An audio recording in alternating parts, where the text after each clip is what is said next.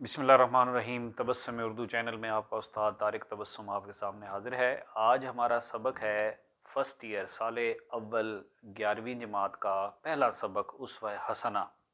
सल्लल्लाहु अलैहि वसल्लम। इस सबक के मुसन्निफ़ हैं सैयद सुलेमान नदवी, जो कि अल्लामा शिबली नौमानी के शागिर्द थे, और उन्होंने अल्लामा शिबली नौमानी का एक बहुत बड़ा कारनामा सीरत नबी सल्लल्लाहु अलैहि वसल्लम मुकम्मल किया। इसकी 2 जिल्दें शिबली नौमानी ने लिखी थी, जबकि इसकी बाकी की 4 जिल्दें सैयद सुलेमान नदवी ने मुकम्मल की। इसके अलावा ये ज़माना जब सैयद सुलेमान नदवी हिंदुस्तान में थे तो ये अंग्रेज़ का दौर था, और इस दौर में अंग्रेज़ और हिंदू दोनों ही अपने अपने मज़हब का प्रचार कर रहे थे। ऐसे मौक़ा पर मुसलमानों ने सोचा कि हमारे भी कोई आलिम ऐसे होने चाहिए जो हमारे दीन की तबलीग और हमें तालीम दें। तो इसलिए सैयद सुलेमान नदवी का इंतखाब हुआ, और उन्होंने मद्रास शहर के अंदर मुख्तलिफ़ लेक्चर्स दिए, और जो बाद में उनकी किताब खुतबात मद्रास के नाम से इकट्ठी किए गए। तो ये सबक उसवा हसना उन्हीं खुतबों में से, उन्हीं लेक्चर्स में से एक लेक्चर है जो कि आज हम पढ़ेंगे। हमारा ये सबक मुख्तलिफ़ लेक्चर्स के अंदर तकसीम होगा। आज हम इस सबक की रीडिंग मुकम्मल करेंगे, जबकि अगले आने वाले लेक्चर्स के अंदर इसके MCQs, खुलासा और इसकी तशरीह के मुख्तलिफ़ पैराग्राफ्स को भी हम ज़ेर बहस लाएंगे। तो आइए शुरू करते हैं इस सबक की रीडिंग। ये उसवा हसना सल्लल्लाहु अलैहि वसल्लम,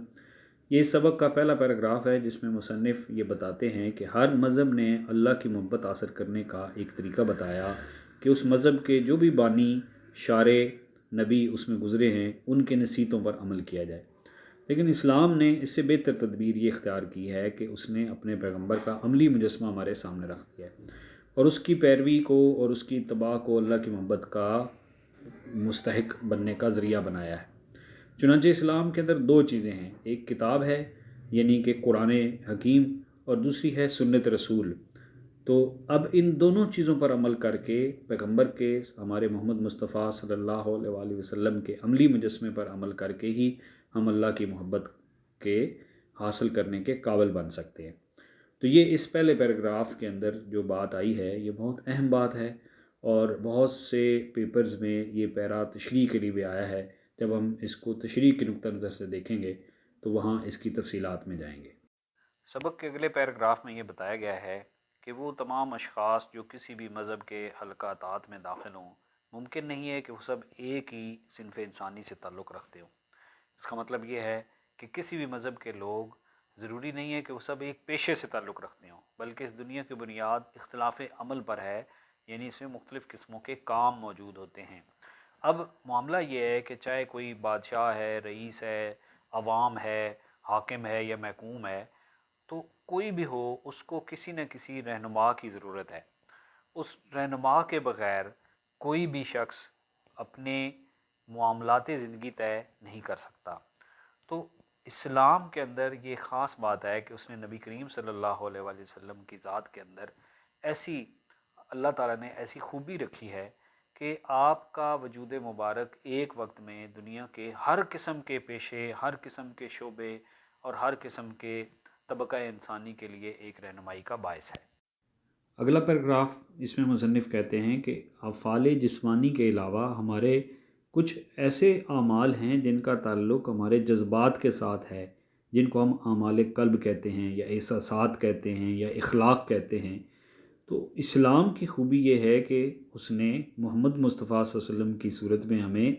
अपने जज्बात, इख़लाक़ और एहसासात की रहनुमाई का भी मौका फ़राहम किया है। हम देख सकते हैं आप सल्लल्लाहु अलैहि वसल्लम की सीरत से कि हमने राज़ी कैसे होना है, हमने खुश कैसे होना है, हमने किस तरह इख़लाक़ से पेश आना है, और कैसे अपने एहसासात और जज्बात को एतदाल पे रखना है। तो ये खूबी भी नबी पाक सल्लल्लाहु अलैहि वसल्लम की अमली सीरत के अंदर मौजूद है। इसके अलावा कुछ और इखलाक हैं जिनमें अज़्म है, इरादा, इस्तक़लाल यानी कि मजबूती से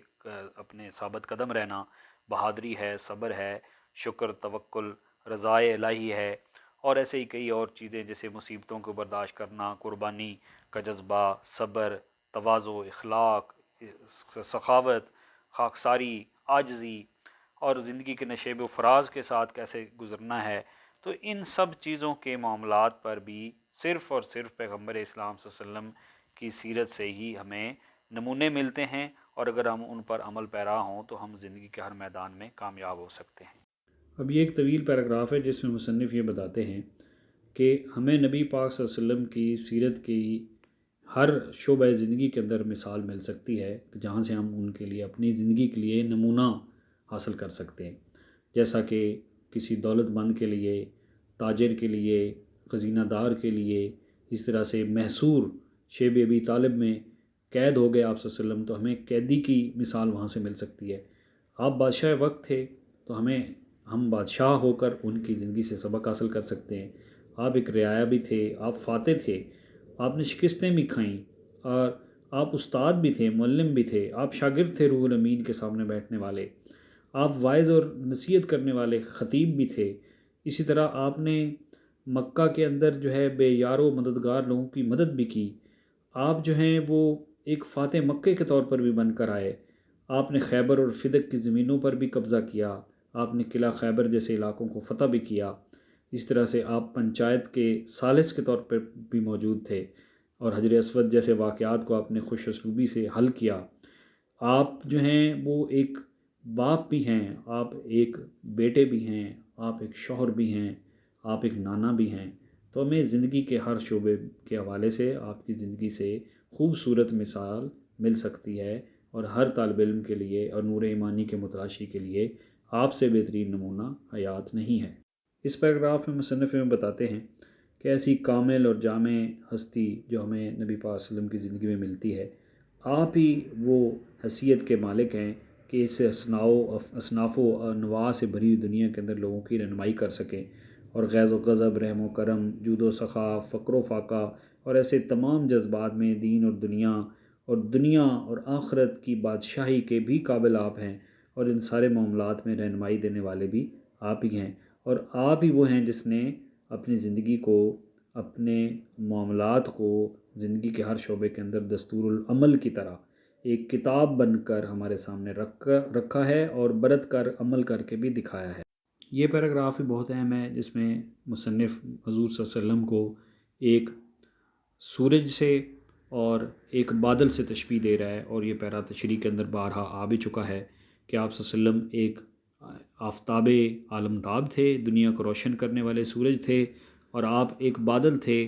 جو رحمت کا بادل تھا، جو ہر ایک پر برابر برستا تھا، اور آپ نے دشمنوں کو اور اپنوں کو اس میں بھی فرق نہ رکھا، اور سب کو معاف کر دیا، اور سب کے لیے رحمت کا باعث بنے۔ سبق کے آخری پیراگراف کے اندر مصنف کہتے ہیں کہ اس زمانے میں جب نبی پاک صلی اللہ علیہ وسلم تھے، کوئی بادشاہ ہو یا گدا ہو، امیر ہو یا غریب ہو، قاضی ہو یا محکوم ہو، سب وہاں کے اس دور کے رہنے والے سب کے سب لوگ، چاہے وہ کسی بھی طبقے سے تعلق رکھتے تھے، ان کا مقصد اللہ کی رضا اور اللہ کے نبی کی رضا تھی۔ اور یہ فیضان حق، یہ سب معاملات ان کے رنگوں، ان کے ذوق شوق، ان سب چیزوں کے اختلاف کے باوجود ان کے اندر موجود تھا، اور ان کو صرف ایک ہی چیز پیش نظر تھی کہ انہیں اپنے اللہ کو راضی کرنا ہے اور اپنے نبی کو راضی کرنا ہے۔ یہ دنیا انسانی مزاجوں اور انسانی صلاحیتوں اور استعدادوں کے اختلاف کا نام ہے، اور اس اختلاف کے اندر اگر کوئی ہستی سب کے لیے رہنمائی کا باعث ہے تو وہ صرف محمد صلی اللہ علیہ وآلہ وسلم ہیں۔ تو نبی پاک صلی اللہ علیہ وسلم نے بھی یہی فرمایا کہ اگر تم چاہتے ہو کہ تم اللہ کی رضا حاصل کرو تو آؤ میری پیروی کرو، اسی کے اندر اللہ کی رضا ہے۔ تو اس طرح عزیز طلباء و طالبات، یہ سبق اپنے اختتام کو پہنچا۔ اب اگلے لیکچرز کے اندر ہم اس کے اہم جملے جو MCQs میں آنے ہیں، اور خلاصہ، اور اسی طرح سے تشریح کے پیراگرافز کو زیر بحث لائیں گے۔